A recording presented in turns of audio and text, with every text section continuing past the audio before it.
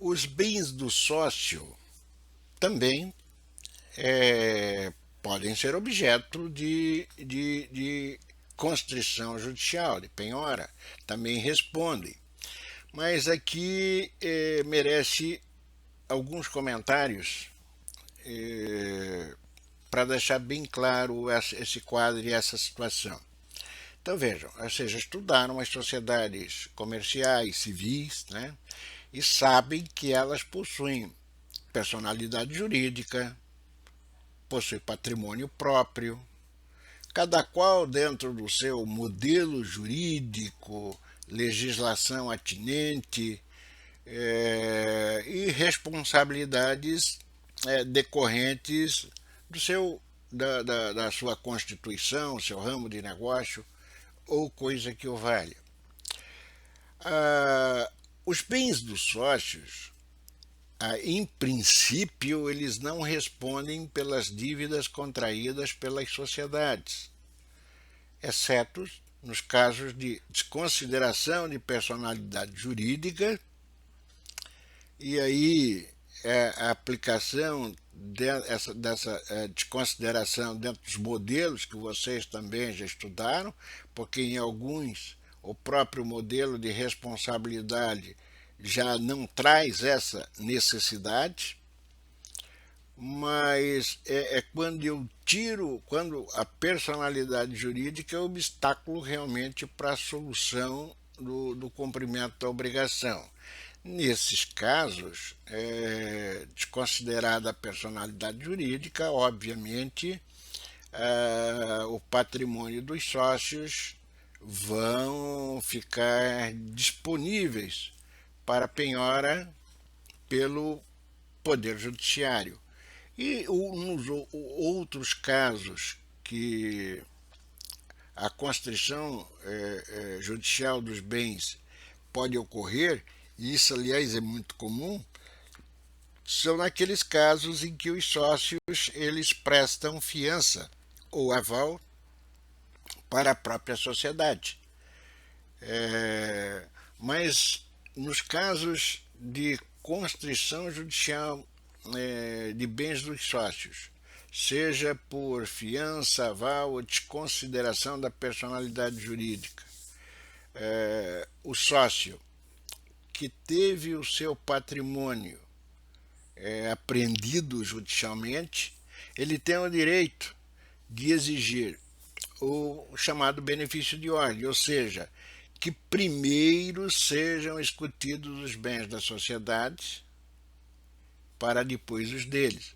Mas, para que isso seja possível, para que esse benefício legal lhe seja aplicado, ele, sócio, terá que indicar os bens da sociedade livres e desembargados de ônus situados na comarca da execução, seus valores, prova de propriedade e que esses valores eles consigam absorver o impacto e cobrir toda a execução.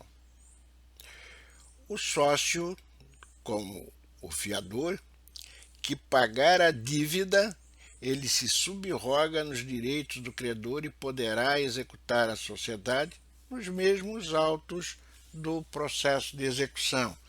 É o princípio de celeridade processual, né? Economia.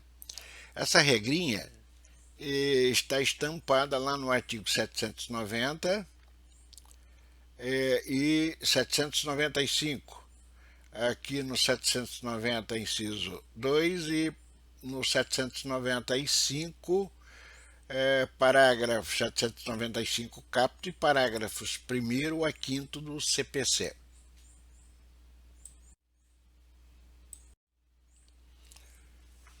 Os bens do cônjuge ou companheiro,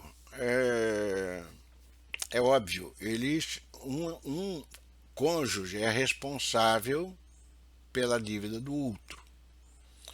É claro que há que se observar o regime de casamento, O regime de separação, por exemplo, de bens não é afetado pela execução.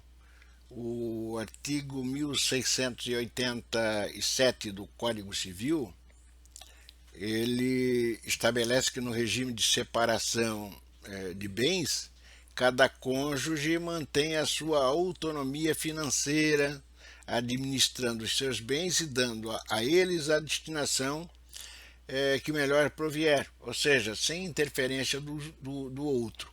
Nos demais regimes, há que ser respeitado a sua formação. Por exemplo, se há pacto antinupcial, se não há pacto antinupcial, se os bens que cada um deles trouxe para o casamento vai integrar essa nova sociedade que se estabelece ou não. Bom, mas são regrinhas de direito civil e que elas podem e devem ser respeitadas. Né? E que não nos cabe aqui agora discutir, porque obviamente já amplamente foi discutido pelo professor da matéria. Mas existem alguns detalhes que protegem o cônjuge ou companheiro com relação à sua ameação.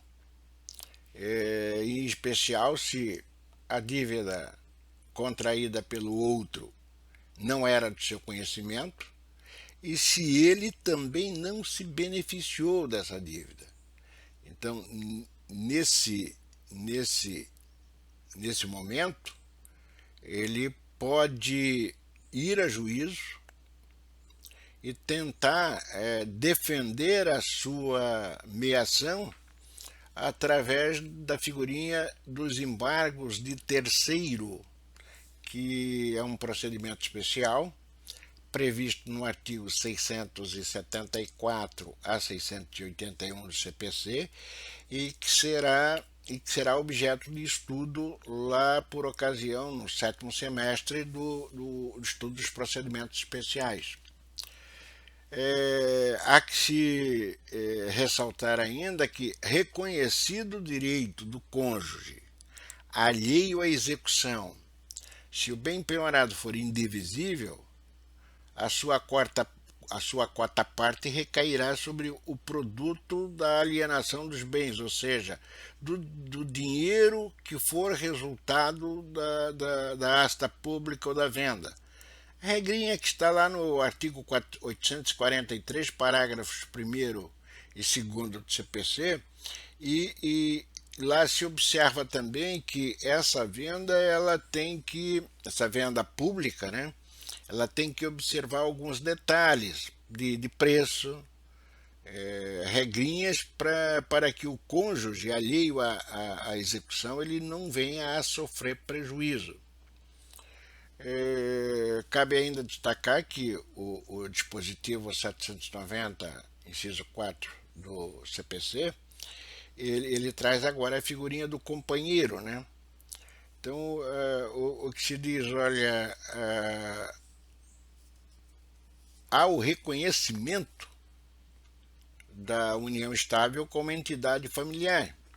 E é óbvio que esse reconhecimento ele traz reflexos patrimoniais e da mesma forma que no casamento o cônjuge alheio à execução ele pode também defender a sua ameação, além do que há que se nas uniões estáveis de direito há que se observar as regras do pacto, se elas estão bem definidas, mas tudo isso é fundamental para que, no momento da execução, o exequente também possa fazer o seu direcionamento com relação à parcela patrimonial adequada, porque os embargos de terceiro, nesse caso, poderão trazer a ele efeitos ruins e não em que nada iria beneficiar o processo de execução.